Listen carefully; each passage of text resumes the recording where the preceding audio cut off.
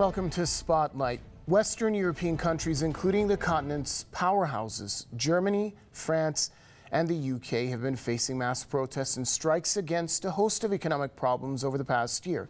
Ordinary people are suffering under record inflation rates and high cost of living that was triggered by an economic war with Russia over the Ukraine conflict. And now Eastern Europe is being impacted by the consequences of the war in Ukraine as well. Farmers in the eastern countries of the green continent are angry as their unsold products are just piling up, and for that they blame an influx of Ukrainian grain imports. What are the reasons for these economic woes, and what should Europe do to alleviate the problems of its citizens? Joining us on tonight's Spotlight, we have Esha Krishnaswamy, podcaster and journalist, joining us from St. Petersburg.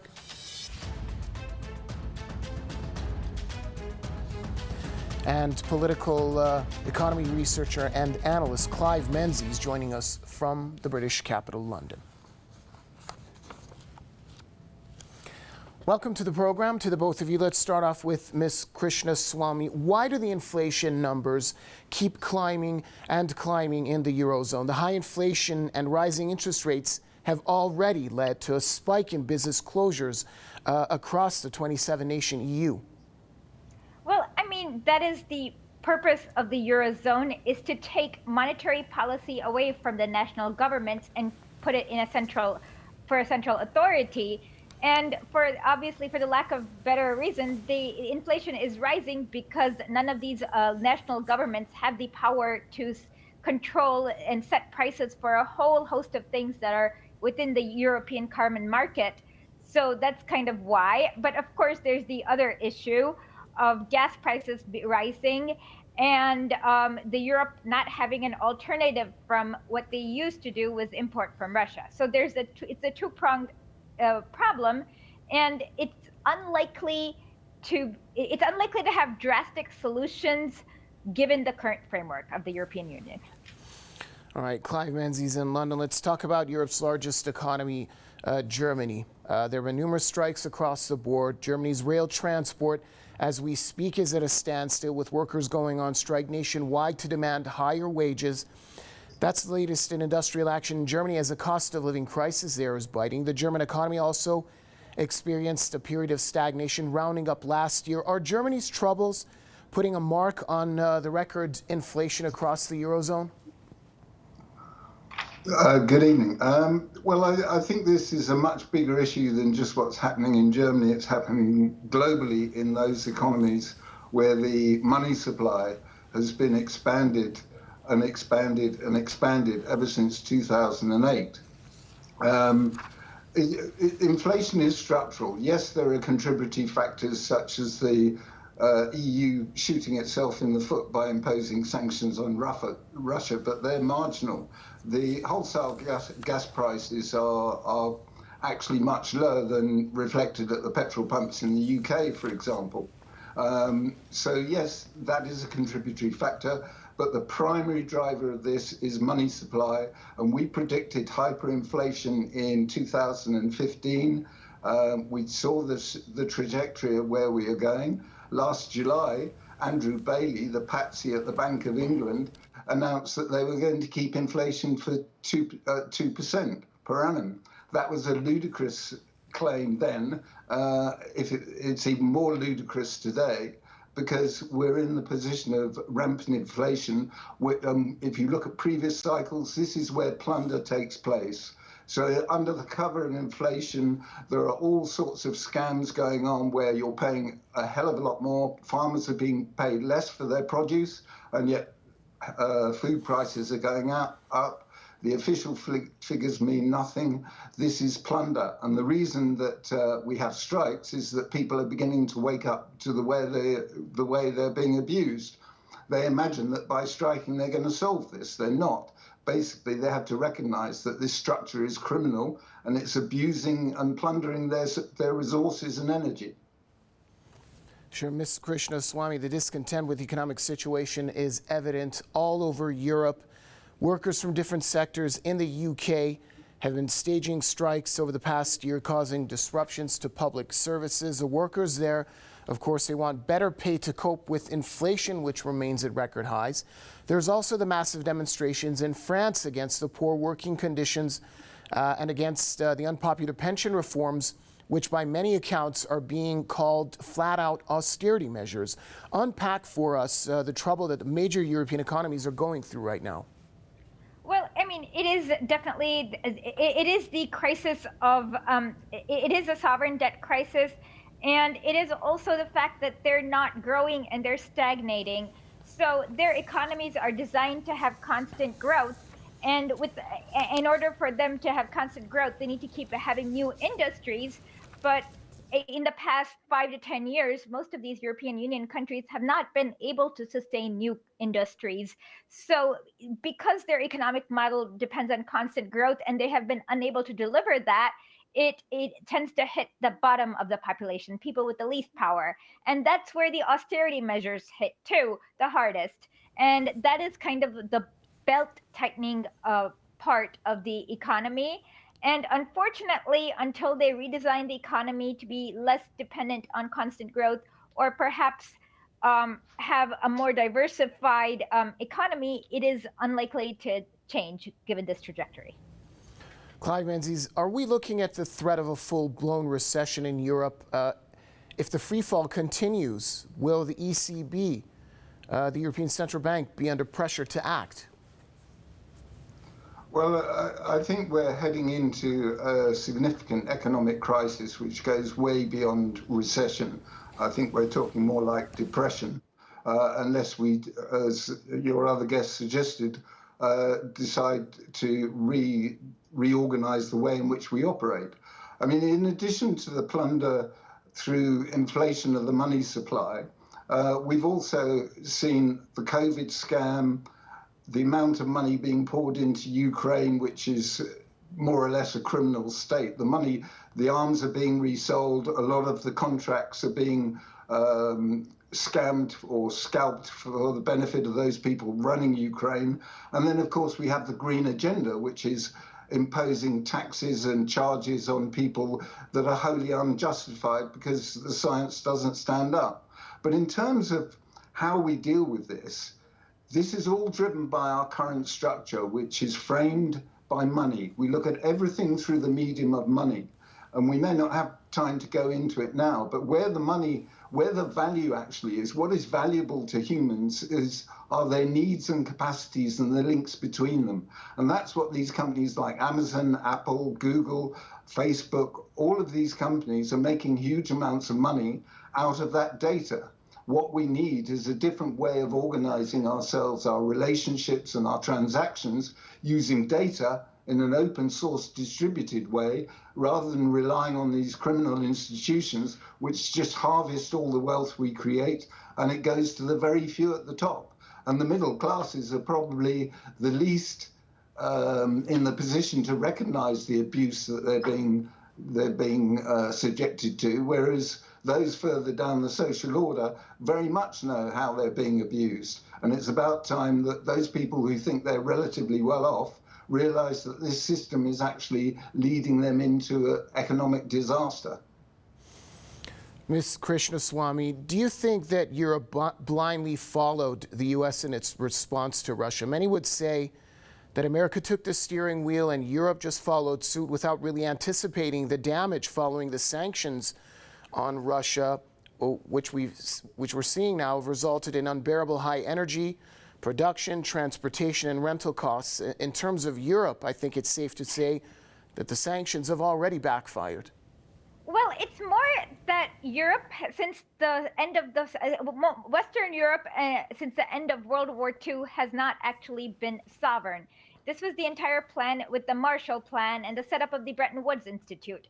So Europe has always been in lockstep with the US in every foreign policy. So it's not as much as they blindly followed, as much as their leaders are not designed to stand up to the US. And the US has military bases still in Germany. Even after the collapse of the Soviet Union, there are bases in Hungary, Romania. And on top of it, the US uses color revolutions and funds lots of these independent media organizations in order to kind of poison the well.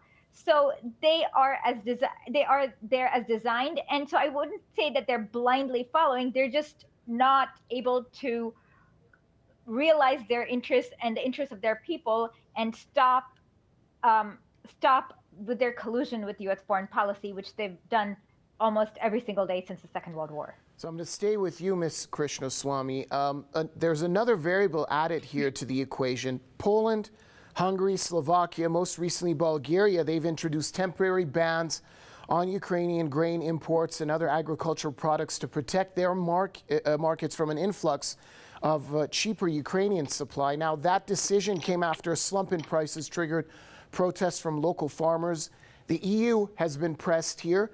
The talks that they were leading to lift those bans, that also failed. So with the Black Sea Grain Initiative basically up in the air, the outlook for exports looks increasingly bleak here. Talk to us about that situation.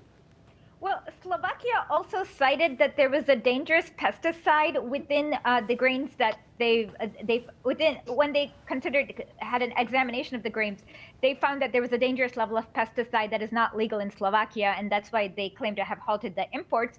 But yes, when you flood, and that is the entire way of deregulation, is that when you flood the markets with extremely cheap grain, of course, the local farmers suffer. And of course, in England, this is exactly what happened in the 1970s and 1980s when Miss Margaret Thatcher decided to join the common market, where they actually literally had to destroy boats of fishermen. So it is a same old story. And yes, but of course, there's also a question of safety and what kind of fertilizers are being used within these grains imported from Ukraine. Sure. Clive Menzies, the EU has run into a serious energy crisis as a result of the face-off with Russia, with a hike in gas and electricity prices, adding further to the rising cost of living. Now, analysts believe the full scope of the energy crisis and gas shortage is yet to hit Europe. What happens to the economies of the Eurozone countries then? Well, it was predictable way back in May when this all started. The sanctions. And I wouldn't say it's the US driving this. This is the people who control all the levers of power, including the US. Your average politician hasn't a clue as to what's going on, and if they have, they're being manipulated and told what to do, irrespective. So in terms of what happens from here on, basically we are seeing a transition which is probably not very visible to mainstream media because they choose to ignore it, is that increasingly across the world, people, or across the Western world particularly, people are beginning to take responsibility. They're developing their own networks for all sorts of things, including food. They've not yet managed to do that for energy. But this whole green agenda is going to backfire because it is ludicrous to expect us to transition to what they call renewables. In actual fact, they classify hydrocarbons as fossil fuels, which again is another myth. So I think what happens from here is that people are going to wake up, the structures are going to start to fall apart. The people that we've traditionally relied on to guide and lead us will be visibly exposed as just corrupt, basically, and not working in our interests. And increasingly, people is going to devolve to distributed autonomous organization. And the internet will play a very big part in that. And the crucial part of that scenario is that people are going to find ways other than money in which to build relationships for transactions and to fulfill their needs and satisfy their capacities. So we're going through a seismic shift which will look nothing like ever we've seen before, because the age of plunder that we've lived through for the last 2,500 odd years is now coming to an end. But that won't be visible for some time yet. But certainly I see it around me locally on the ground, that people are increasingly relying less and less on government. They're not paying taxes, they're not paying parking charges, they're turning their back on these structures that just harvest their resources. Ms. Krishnaswamy, on the same issue that our guest in London was just mentioning, what kind of long-term effects are we looking at, not just for Europe, but for the global economy? A while back, the World Bank and the U.S. Central Bank, they warned of the repercussions of the conflict in Ukraine. Unpack that for us. Well, one thing that we've noticed with India, China, Iran, now Venezuela, and Nicaragua is that people understand the danger of having the entire World Bank, IMF, international trade hegemony being dictated by the US dollar. So there is going to be more of a de-dollarization effort. Now, certain Gulf countries have joined. So now a lot of trade is being happening in with a mix of yuans and rubles. And so this means that US, which has long relied on not actually creating the actual tangible goods, but merely on their dollar hegemony for imports, will no longer be able to do it. And this also means that many countries, recently Tunisia wants to be a member of BRICS and they've rejected the IMF loan, will not be able to be dictated with the IMF structural adjustment programs. And so they will, for the first time, be able to determine their own destiny and determine what kind of life they want for their people without the boot of the IMF on their neck. So that is what I see. And of course, most of the commerce I see is moving away from Europe into Asia, thanks to China's Belt and Road Initiative. And of course, it should, because majority of the world lives in Asia. So I think it is more of an egalitarian shift where one country or one entity like the IMF, World Bank cannot dictate to the world the structural adjustment programs. They cannot privatize everything. And it will definitely allow people to be able to control their own resources better. Clive Menzies in London. We've been talking about problems. Now let's talk about solutions. So what do you believe are the solutions in the short term and in the long run? The biggest solution is for people to actually learn for themselves what's really going on, because most of the media has been lying to them consistently. And the only way to do that is in collaboration with other people to form networks on which you can rely that are built on human trust. Once people begin to understand that, they will understand that rather than using the current structures, there are far better ways to use the technology and resources that we have today in an open source manner. The open source movement created the internet, which is one of the most sophisticated and challenging projects in the world.